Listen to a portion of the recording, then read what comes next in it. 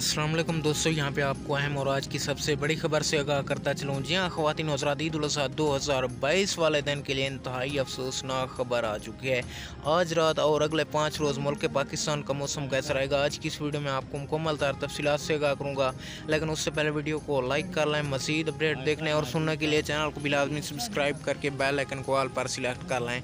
ख़वातीन और हज़रात, महकमा मौसमियात के मुताबिक दिन भर मुतला जुज़वी या मुकम्मल अब्बरआलूद रहने का इम्कान है। हवा में नमी का तनासब ज़ायद होने की वजह से गर्मी की शिद्दत ज़्यादा महसूस की जा रही है। शहर में दिन भर 10 से 30 किलोमीटर फ़ी घंटा की रफ्तार से समंदरी हवाएं चली। आज कम से कम दर्जा हरारत 30 डिग्री सेंटीग्रेड रिकॉर्ड हुआ, जबकि आज ज़्यादा से ज़्यादा दर्जा हरारत 35 डिग्री सेंटीग्रेड रहने का इम्कान है। ख़वातीन और हज़रात, महकमा मौसमियात की रिपोर्ट के मुताबिक 9 और 10 जुलाई ईद उल अज़हा पर मुल्क पाकिस्तान का मौसम शदीद गर्मा और हीट वेव्स में शदीद इजाफा होगा, जिससे पाकिस्तानी अवाम को गर्मी का सामना करना पड़ेगा।